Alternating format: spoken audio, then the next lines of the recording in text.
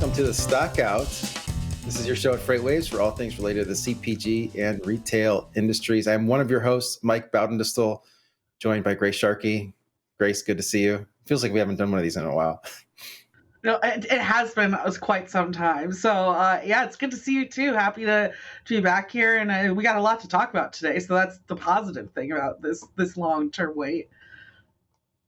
Exactly, a lot to talk about. So a few of those things are going to be J.B. Hunt's earnings. They kicked off earnings season last week. I'll talk about that. They're always kind of a bellwether in the space. Also talk about the improving consumer sentiment, maybe. Also update on the CPG pricing, some interesting things there. Update on the Kroger-Albertsons merger, which I still think is going to happen. And then you have some information on packaging trends. So putting the P in CPG. Before we do that, I want to make sure everyone knows how to sign up for the Stockout newsletter. Pretty simple. Go to freightwaves.com/the Stockout or freightwaves.com/subscribe and subscribe to all of them. But, ours is the best. So go to newsletters at the top, first one under supply chains, the Stockout there. Happy to have you as part of that community. We try to be in your inbox once a week, Wednesday, Thursday, sometimes Friday, depends on what else is going on in the world of data. And freight. So with that, I'll go into our first topic, which is J.B. Hunt reported earnings last week. I'm not going to go through this like a stock analyst would. I'll just talk about some of the highlights. And I think there were really sort of two highlights for me. They highlighted the improved intermodal volume, so improved freight demand, including intermodal, which has improved throughout the year. Seems to be pretty strong going into 2024. And also they talked about rate pressure in intermodal specifically, and some of the numbers behind that have a sonar chart on loaded containerized intermodal volume, which is right in J.B. Hunt's market. There it is. So this is going to be 53-foot containers primarily. There might be a few 40-foot containers, but primarily loaded 53-foot containers, which a lot of those are owned by J.B. Hunt. And you see towards the right side of there that October, it really did kind of have a peak season there. So our volume showed that it was up about 4.5%. Now, J.B. Hunt said their intermodal volume in the fourth quarter was up 6%. So that implies, if our data is right, about 150 basis points of market share gain that J.B. Hunt had in the fourth quarter. And I looked at that actually on a monthly basis, because J.B. Hunt talks about that on a monthly basis too. And sort of each month, their year-over-year change is about 150 basis points better than what we had in sonar, so very directionally consistent. So I thought that was interesting. Going into January, volume seemed to be look pretty solid. Another interesting thing there was on the pricing, was that J.B. Hunt talks about their rates, per load down 12.8% in the fourth quarter. So that's going to include mix, which can have a big impact in intermodal, as well as fuel, which can have a big impact, and then just overall the change of intermodal rates, and have a sonar chart on that shows what we're kind of looking at. And so, when you look at what we have in 2024 is that white line, and you see it below the previous year. That's kind of what we're looking at here in terms of starting the year below where it was, the prior year. And that has a lot to do with just where bids were repriced late last year. There's one CPG company that we interact with quite a lot that shares their rates with us. And in their top 10 lanes, they were down an average of 18% when you compare their rates without fuel surcharges at the end of 2023 versus the end of 2022, call it December through December. So a lot of that's bleeding into the first half. And so they're expecting, J.B. Hunt's expecting rates to be lower in the first half versus the first half of 2023. Another thing that's come up is, I think as a positive thing, is the rail service levels have been strong, and maybe the exception to that has been this latest weather, which is impairing some of the intermodal times and things, but. You have a chart from the STB. So this is from the U.S. Surface Transportation Board is the source of this data. And you can see that this is BNSF specifically, which, to be fair, they have not had the spike and as much weather as the eastern part of the country. But you do still nevertheless see a spike in trains being held. So these are trains holding per day for the type and cause. and you do see a spike up there at the right, but nowhere near the type of delays you had in late 20, throughout 2021, throughout the first half of, and really most of 2022. So these seem to be at least pretty manageable for the Western for the Western carriers. So all that sort of translates to kind of what JB Hunt's kind of motto is right now, is that their volume is a leading indicator, pricing is a lagging indicator. We're somewhere past the very early stages of a freight recovery, but we're not yet at the point where you're going to see that in rates quite yet. Did you have any thoughts on JB Hunt? Well, we won't get into it too much on this, but my brokerage background, I was kind of shocked at their fall off in the brokerage, or I believe they call it the integrated contract services segment or something along those lines. So definitely go check out the article that we had that reviewed this. But I will say positive news, I think, looking at this is, especially with everything we're seeing with the Red Sea, the Panama Canal, is that this came up right in our State of Freight webinar, that I think we'll see more action come to the West Coast, which I think could be a lot of great news for their intermodal segment and a lot of their investment, even with BNSF Logistics and some of the services transloading in those areas as well. And of course, for their intermodal aspect as well. So yeah, I think it's, I don't think anyone's surprised by these numbers. Again, like we've seen a lot of this action in Sonar here at FreightWaves, but I think we'd be surprised if we saw clearly the opposite of what they ended up performing at. But yeah, no, I'm excited to see kind of how they end this year, knowing a lot of that, I think, that freight that's going to end up on the West Coast compared to the East Coast that we saw in 23. Yeah, a great point there. I mean, when the freight comes into the West Coast, something like 65 or 70% of that can go intermodal to the Eastern consumption centers, whereas it comes in through the East Coast, where maybe 20 or 25%. So a big difference there if you just have that gain in market share in the West Coast. And then you're right, there really wasn't much of a surprise there. The stock didn't react, much the next day. I think maybe it was up 1% or something. So I want to move on to our next topic, which is sort of Conagra's price and mix declined. And so this was highly, they reported earnings January 4th, about the last time we did a show like this. Wall Street Journal wrote up a pretty extensive article on it. And so when some of the CPG companies talk about price and mix, they sort of conflate, what the actual pricing is versus the mix. So you can have a increase in price and mix by selling more expensive products, and talk about a CPG company that sells in the grocery, more $5 products, fewer $3 products.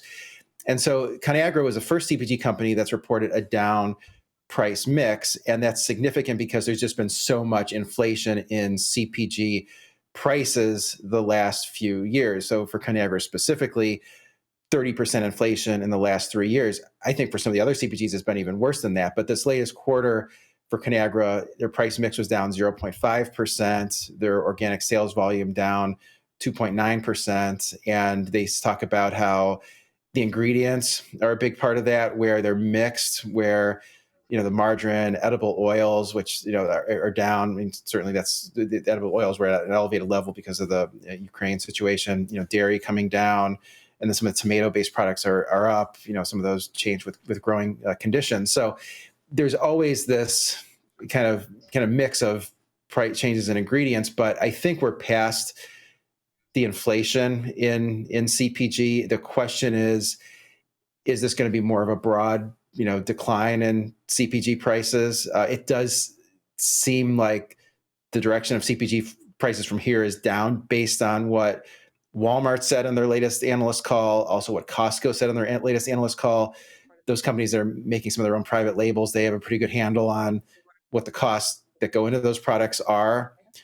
And it seems like they've been more aggressive. So you think this is kind of the first of many? Yeah, I agree with you. I think, if anything, listening to some of these calls and reading these transcripts, they seem more open and almost, I don't want to say desperate, but there's like a tone that's like we're doing our best, right, to start to get a lot of these prices down. I think they understand like the inflation aspect is starting to die down. Yeah, you brought up the margarine aspect. Tomatoes are still, of course, having an issue, but I don't think we're seeing it across the board in as many items and as ingredients as we've seen in the past. So now it's time to figure out that strategy, right, of how we're going to actually showcase that we're bringing these prices down to consumers. And again, I think that it's there. I think after we, again, maybe a year, even a couple quarters go by, we'll start to see it a little bit more in pricing. And I personally feel like I've seen it even more so at the store as well. At least if it's, what I've almost noticed is like, especially on the beverage side, if anything, it's like if the total price hasn't gone down, there's some really interesting deals that are happening instead. So maybe we see a mix of that until they finally feel a little bit less pain from the actual ingredient side as well. Yeah, so deals like promotions, if you buy two, you get one free, those type of things. Yeah, that kind of stuff. Yeah. Yeah, and this relationship between the CPG and retail, it really boiled over in Europe. So 2 newsletters ago wrote up the Carrefour, which is one of the big grocery chains in Europe, largely French, and Pepsi, where Pepsi said they pulled out. Grocer said they stopped carrying them. Anyway, they couldn't agree on That's the right. price of snacks and beverages. But it's rare for something like that to come to boil the surface to that level. Usually, it's a little bit more subtle. Changes in promotional activity or changes in placement on shelves or those type of things. But clearly, I think the CPG company have to concede a little bit because the retailer really conceded a lot. I think the last few years with accepting some of these price increases. So it seems like it's shifting back to retailers not accepting the price increases at this point going forward. I want to move on. Speaking of retail, we do have this pending merger between Kroger and Albertsons. The close date did get pushed back. So this was announced when was it announced? October 2022. And now it was expected initially in early 2024. And I was always like, well, it's hard to get things closed when they're supposed to be closed. And that does seem to be the case here, where it's going to, now they're expecting August close. FTC, Federal Trade Commission, has not weighed in on it. They're expected to do that next month. And the grocers say that they've done what they needed to do. They've divested the 413 stores to the CNS Wholesale, which CNS Wholesale, wholesaler now getting into the retail side of things. So the grocers say, we're good.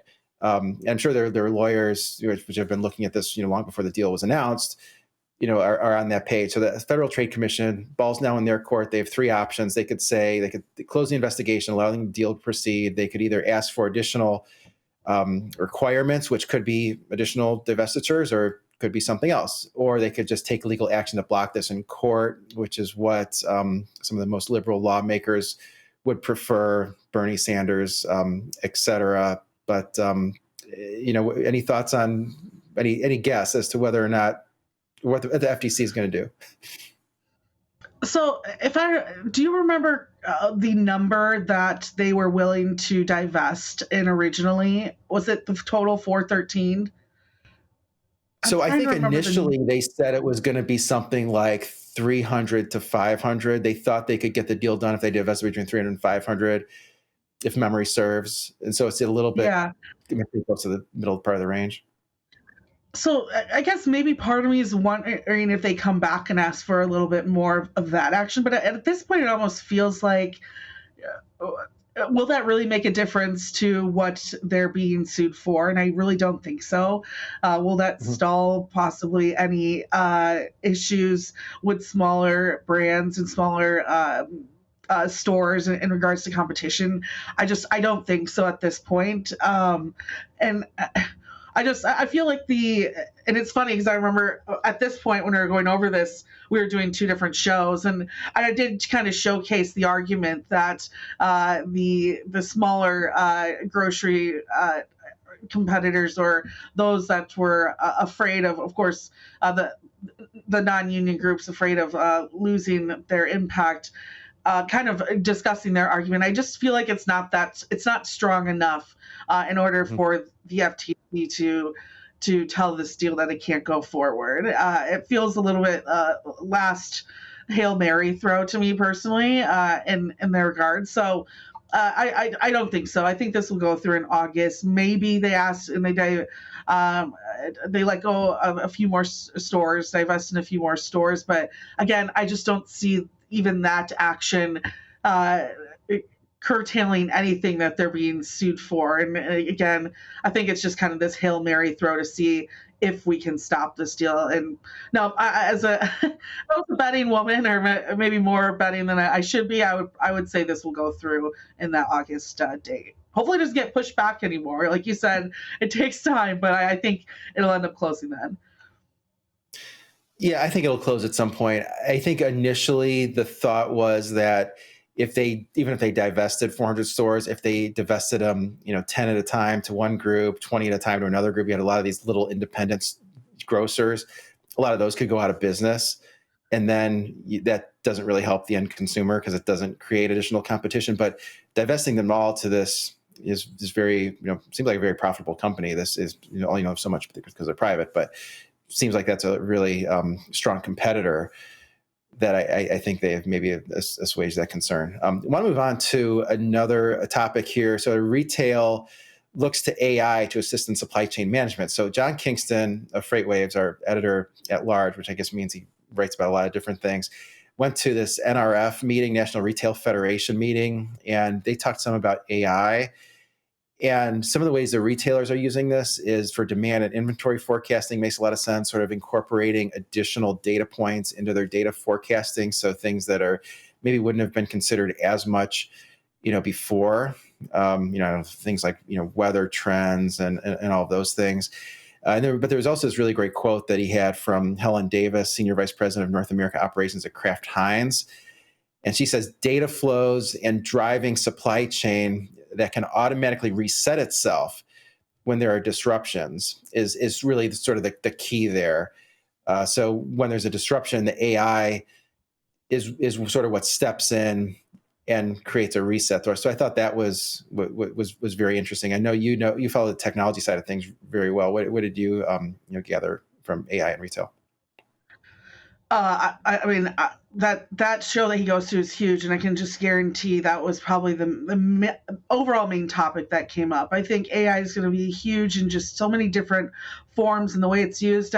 One way, actually, this year at a conference I went to in Florida, the CSCMP conference, Pepsi actually did a really fascinating presentation on how they're looking to change from using the barcode scanner to a new AI focused coding system that would allow even a consumer to scan this code on their phone and get like a full breakdown of its supply chain, what's in it, what the packaging is made out of. Like apparently, unbeknownst to me before this presentation, the barcode can really only do so much, holding price, etc. So it was really fascinating to see, like, as just a consumer, right, what it could do from just scanning a barcode and learning about the product that Pepsi or any of its brands has put on those shelves. So I think that should be coming to fruition. I think this year they started talking about that in like May of last year.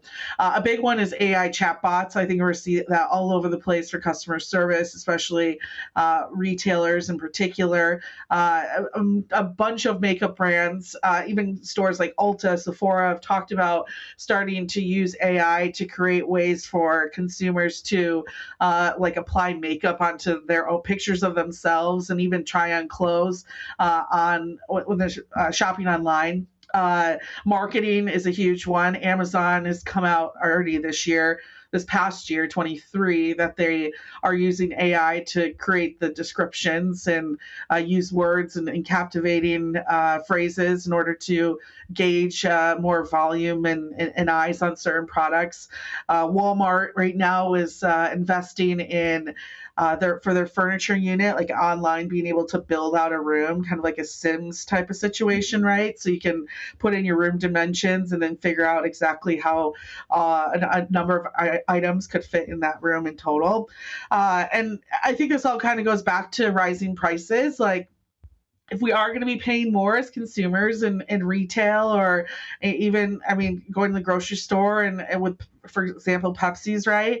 I think we're fine with that if there's just a better experience coming out of it, right? Like, if I'm purchasing something for more and there's not more product and the quality, ingredients, etc., aren't better either, well, what's my experience purchasing that product? Like, how are you engaging me as a customer, and am I learning, right? We talk about different initiatives when it comes to sustainability, so stuff like that. So am I able to actually see that with like the Pepsi example? As soon as I process this, can I see the full supply chain? So I know for sure the moment I check out that I'm buying something that's better for the global economy and the environment. So I think this will be an area that's simple to invest in that has a really good outcome at the end of the day.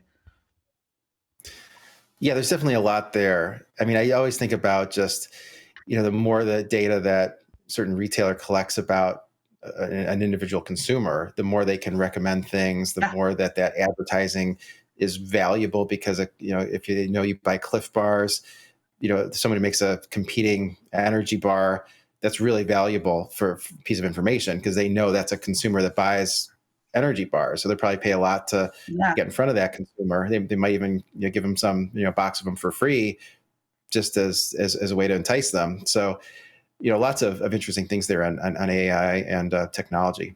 So what's new in the world of Yeah. packaging? Yeah, and I love how you put it. And so let's put the P back in CPG for sure. So packaging side, it's interesting. This has actually hit home for me recently. We've had two closures in Michigan over the last year. One in the last week, actually, at Graphic Packaging, which is a fairly large packaging program for company for CPGs. They make a lot of, you probably even seen like coffee cups and that nature created there.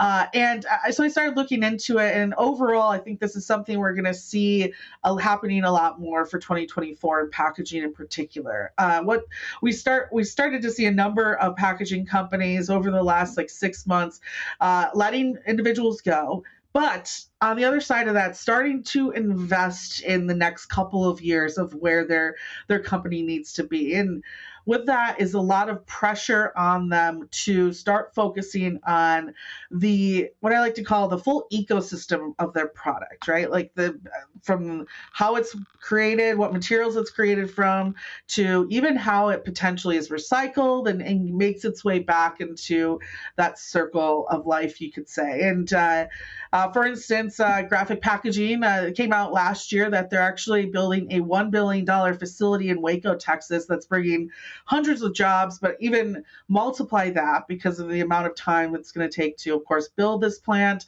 the different supply chain, right? Truckers, intermodal, all these modes that will, of course, be in and out of the area as well. But in order to do that, to afford that and afford the new equipment that they're looking to put in facilities, they've unfortunately closed a number of facilities across the United States, including two in Michigan, one big one in Iowa, which was actually open for over 100 years. So, a lot of that cost now is going into this new Waco facility. And I think what we're going to see over this next year is, again, a lot of these companies focusing on areas that they're going to get hit by when it comes to regulations. So there's four that I want to focus on really quick. The post-consumer recycled content. So California actually has a law that's requiring a percentage of post-consumer recycled products used in plastic beverage bottles. This one, as a Michigander, I love deposit return systems. It shows that if you, of course, have that incentive there, people are going to return. As a Michigander, I return all of my bottles. I sometimes forget that's not everywhere. So you're going to see a boost of packaging recoverability. Also, extended producer responsibility. I think this is a big one. A lot of regulations are going to start pointing the finger at the producers of packaging, of being responsible for making sure that these products are going through a recycled full life cycle. And that's, I think, why you're seeing a lot of of them starting to invest in, for example, Graphic is investing in their recycled paperboard machine that's going to convert recycled products to new packaging. You also have labeling regulations that you're going to see on their packaging as well. And of course, chemical restrictions on what's being used to make certain plastics. So a lot of these packaging producers are going to get the finger pointed to them. Regulations are going to ask them for more reporting on what they're doing. And I think with that, you're going to see, unfortunately, layoffs in a lot of these spaces, but a lot of investment that I think will pay off. Maybe not this year, but you'll start to see in 25 and 26 for sure. So are those facility closures related to just less volume, or is it just a shift from one type of packaging technology to another? It's not so much less volume. It sounds like it's more of doing if using all of their locations in a more strategic manner. So a lot of these, for example, the one in Wyoming, Michigan, or Grand Rapids, Michigan, they're offering other jobs to them. They'd have to move, but there are jobs available to them in other locations. They're trying to condense a lot of their factories into, I guess, more of their other locations. So it's kind of cutting off a little bit of the fat and just running a more lean manufacturing a time or like supply chain. Gotcha. So another industry in flux, like so many are. But with that, Yes. hope everyone has a great day, and thanks for listening.